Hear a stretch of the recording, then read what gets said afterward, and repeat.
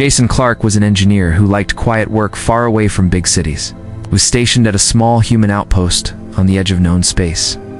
The outpost was not important to most people, but to Jason it felt like home. He liked the calm nights, when the only sound was the hum of the station. One day, Jason was on patrol in a small shuttle. The mission was simple: just scan for space debris and check the sensor grids. He had done this many times before. The stars outside were bright, and the dark of space felt endless. Then the scanner made a sound he had never heard before. A faint distress signal was coming from far away. Jason read the signal again to make sure it was real. It was weak and old, but still running. His orders said to report any strange signal to the command center, but something made him pause. The signal felt like a cry for help that would not last long. He thought about the time he had been saved by a stranger in the war, and how it had changed his life. He decided he could not just report it and wait. He turned the shuttle toward the signal and pushed the engines harder. Space around him grew darker as he flew into an area with no beacons and no traffic. It took hours to get close.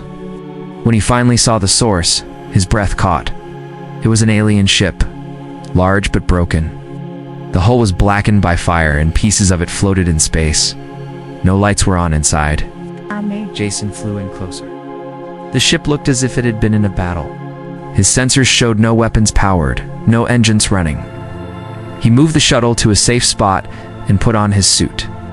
He used small thrusters to push himself across the gap between the two ships. The airlock on the alien vessel was damaged, but he found a way to open it. Inside, the corridors were silent. Strange symbols were carved into the walls and the smell of burnt metal filled the air. He moved through the ship slowly, checking each room. Then he found her. She was lying on the floor, her armor cracked and bent. It was unlike anything he had seen before, dark and shining with small designs carved into it. Her skin was pale, her hair silver, and her eyes closed. A broken crown rested beside her head. Jason checked for life signs. They were weak, but they were there. He did not know who she was, but he knew she needed help. Carefully, he lifted her into his arms. She was lighter than he expected, but her armor made it hard to carry her. He moved quickly back to the airlock, his heart beating fast. Any second, the ship could break apart. Once inside his shuttle, Jason placed her on the medical bed. The Automed began to scan her. Strange readings filled the screen, unlike human biology. Yet the computer showed she had injuries from fire and impact. And it started treatment, and her breathing became steady. Jason looked at her again. Even in this state, she seemed powerful. The crown on the floor caught his eye, and he picked it up. It was cold, heavy, and covered with fine patterns. He had no idea what kind of ruler or leader she might be, but it was clear she was important. He sat in the pilot's seat and set a course back to the outpost. His mind raced with questions. Who had attacked her ship? Why was she alone? What happened if his commanders found out he had brought her in without telling them? As the stars moved past outside the shuttle window, Jason knew one thing for sure. His life was about to change, and the quiet outpost would never feel the same again. When the shuttle reached the outpost, Jason moved quickly, did not tell the command center what he had found. Instead, he used a private dock far from the main hangar. It was used for cargo deliveries and not often watched. He guided the shuttle in and closed the bay doors before anyone could see. He carried the alien woman to a small storage room he used as a workshop. The room was quiet and had no cameras. He placed her on a bench and checked the Automed readouts again. Her breathing was better now, and some color had returned to her face. The strange armor she wore was still damaged, and he could see faint burns on her skin. Jason wondered how to talk to her when she woke up. He had a basic translation device in his tools, but he was not sure if it would work for her language. He decided to wait and hope she understood some form of universal code. Hours passed. Jason stayed nearby, working on small repairs to keep his hands busy. He kept glancing at her, wondering what kind of world she came from. The crown sat on the table, catching the dim light. Suddenly she moved. Her eyes opened slowly, revealing a sharp, bright color he had never seen in a human. She looked at him, confused. Then her gaze shifted to the room. Her hand went to her side as if searching for a weapon. Jason raised his hands to show he meant no harm. "You are safe," he said softly. The translation device repeated his words in a strange, melodic tone. She frowned and spoke in her own language.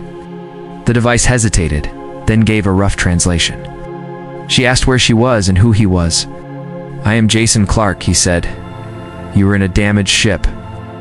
I found you and brought you here." She sat up slowly, wincing in pain. She looked at her armor, then at the crown on the table. Her eyes narrowed.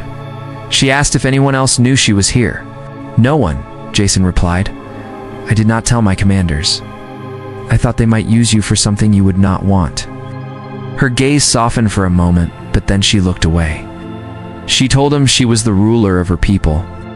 Her ship had been attacked by a rival faction. Her guards had fought to protect her, but the attackers were too many. She'd escaped in a small craft, but it was hunted down and destroyed. Jason listened carefully. He knew the human alliance had little contact with her kind. Relations were tense, and there had been talk of border disputes. Having her here could create a political storm. "You should rest," Jason said. "You're still hurt." She did not answer at first. Then she asked why he had helped her. Jason thought about it. He could have given many reasons, but he told the truth, because you needed help, and no one else was there. She studied his face, as if trying to see if he was lying. Then she leaned back against the wall, closing her eyes. For the first time since waking, she looked less tense. For the next 2 days, Jason kept her hidden. He brought food and water, though she ate little. They spoke more through the translation device, learning about each other. She was curious about human life, about the small outpost and the distant worlds humans called home. He learned her name, but it was hard to say in his language. On the 3rd day, alarms sounded across the station. Jason checked the console in his room. Several ships had appeared near the outpost. They were not human ships. Their shapes were sharp and predatory, their weapons armed. He looked at the Queen. She already knew. Her eyes were hard, and her voice was steady when she said the ships were hunting her. "They will find this place soon," she said. "And if they do, your people will be in danger." Jason knew she was right. Hiding her here was no longer safe. He had to think fast. He would need a ship, one fast enough to escape before the enemy closed in. He had no idea where they would go, but he knew he could not let her fall into enemy hands. Jason did not waste time, told the Queen to stay in the workshop while he prepared. The enemy ships were getting closer, and the outpost would soon be locked down by security. He knew the only chance was to take a fast corvette stored in the secondary hangar. It was a small combat ship meant for patrols, and he had worked on its engines before. He moved quickly through the narrow halls of the outpost, trying to avoid the main corridors where officers might stop him. His mind raced with the risks. If he was caught stealing the corvette, it would mean prison. But if he stayed, the Queen would be taken, and her enemies might attack the whole outpost. When he reached the hangar, the lights were dim. Only one guard was there, checking a cargo list. Jason walked up calmly, holding a small tablet as if on repair duty. The guard barely looked at him. Jason moved to the ship and opened the side hatch, his hands steady despite the pounding in his chest. He ran back to the workshop, guiding the Queen through empty service passages. She moved with quiet grace, despite her injuries, her silver hair catching the light in brief flashes. When they reached the corvette, she hesitated for a moment, looking at the ship with suspicion. "This will get us away," Jason said. "But it will be dangerous." "Danger is already here," she replied softly. Once inside, Jason powered up the engines. The hum grew into a deep roar as the systems came online. The hangar doors began to open, and the cold light of space filled the bay. The guard turned, shouting something, but by then the corvette was already moving. As they shot into open space, alarms rang out from the outpost. Jason pushed the throttle forward, the stars streaking into long lines as the ship gained speed. Behind them, the enemy ships turned to pursue. "Hold on," he told her, pulling the ship into a sharp dive toward a nearby asteroid field. Lasers flashed past them, lighting up the dark void. The corvette shook under the stress, but its engines held. Inside the asteroid field, giant rocks spun slowly, casting deep shadows. Jason weaved between them, using the debris to block enemy fire. The Queen sat beside him, her eyes calm even as the ship jolted. "You fly well," she said. "I fix ships for a living," Jason replied. "Flying them is just part of the job."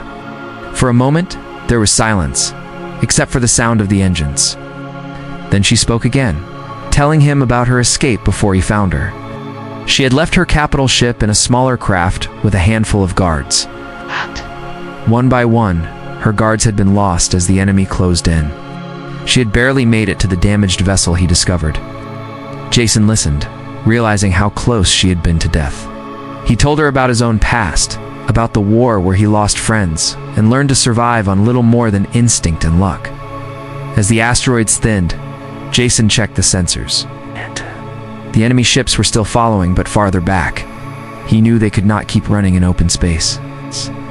They needed a place to hide, somewhere the enemy would not expect. There is a nebula nearby, Jason said, pointing to the map. The currents are unstable, but if we make it through, they might lose us. She studied the display, then nodded. Take us there. He adjusted the course, and the Corvette turned toward the swirling colors of the nebula. Streaks of blue and green gas filled the view, twisting and folding in endless patterns. It was beautiful, but Jason knew it was also dangerous. Navigation was tricky and sensors would fail inside. As they entered, the lights of the enemy ships faded behind the mist. Static filled the comms and the ship's systems flickered. Jason tightened his grip on the controls, guiding the Corvette through narrow pockets of clear space. For hours, they moved slowly, surrounded by shifting clouds. The Queen watched him, her eyes steady. When they finally broke through to the other side, the stars appeared again, sharp and bright. We made it, Jason said, relief in his voice. For now, she replied. But our journey is far from over. On the far side of the nebula, the stars looked brighter, but Jason knew they could not stay exposed for long. The ship's systems were showing signs of stress, and fuel was running low. He searched the star map for any place nearby that might offer shelter. The Queen leaned forward, pointing at a faint marker. There, she said, a stronghold of my loyalists. If it still stands, they will help us. Jason checked the data.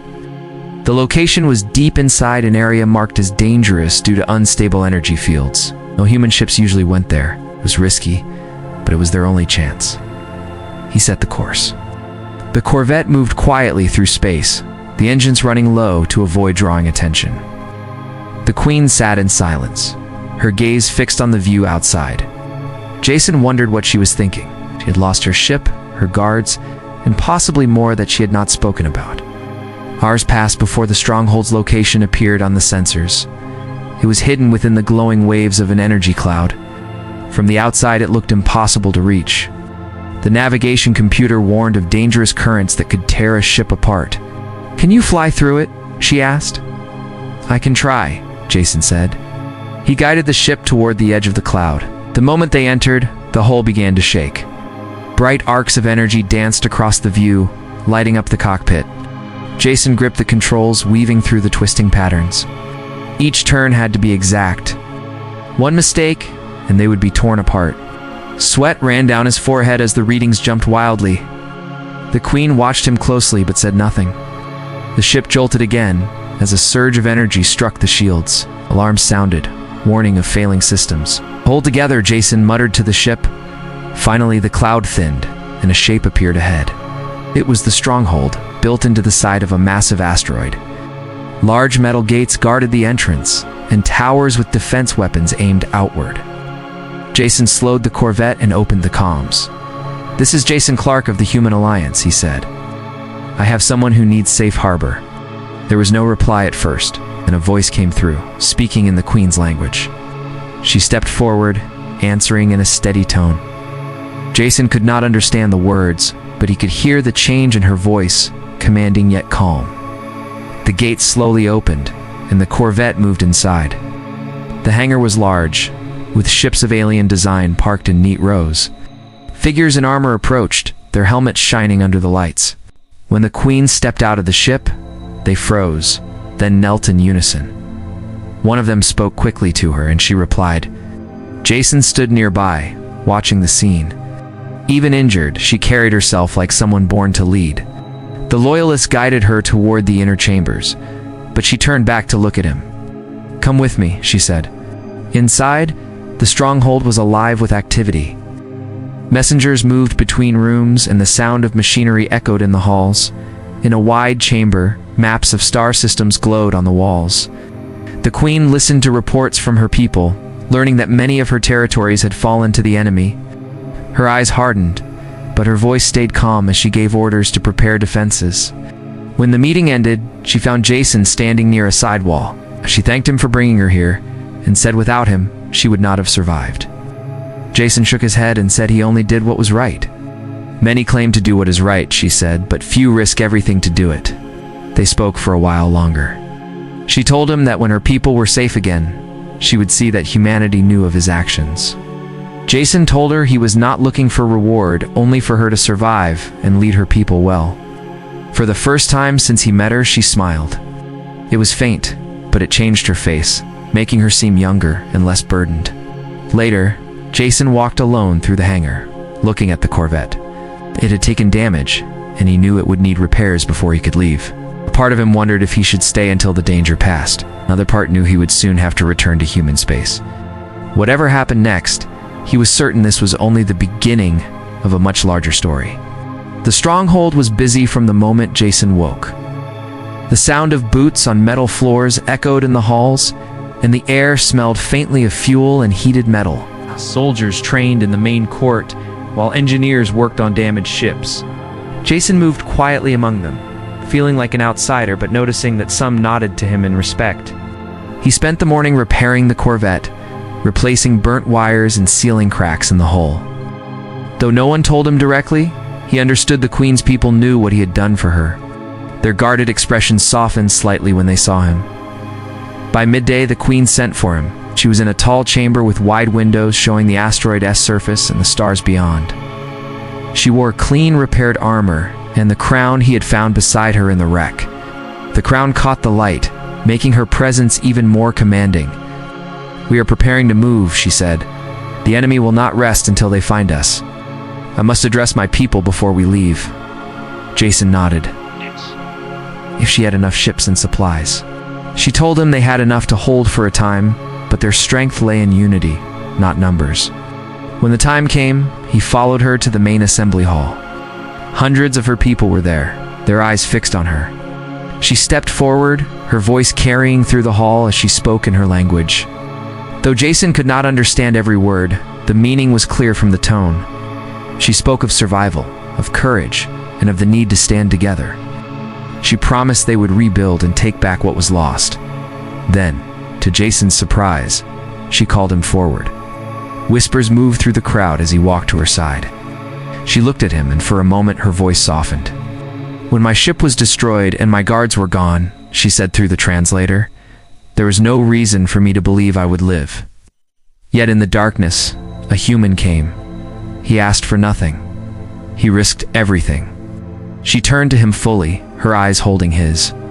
You are the one who saved me." There was a stillness in the hall. Then the crowd bowed their heads, not to her, but to him. Jason felt heat rise in his face, unsure what to do. He simply nodded, his voice quiet as he said he had only done what anyone should. "Perhaps," she said, "but few do." After the gathering, the Queen met with her commanders to plan their departure. Jason stayed in the hangar, watching as ships were loaded and engines warmed. He felt a pull in two directions, one toward staying and helping them fight, the other toward returning to his own people. When the Queen returned, she asked what he would do. He told her he needed to go back to human space. His duty was not here, but he would carry the memory of this place with him. "I then go with my thanks," she said, "and know that the bond between us is not broken by distance." Before he left, she gave him a small silver token engraved with the same patterns as her crown. She said it would be recognized by her people anywhere in the galaxy.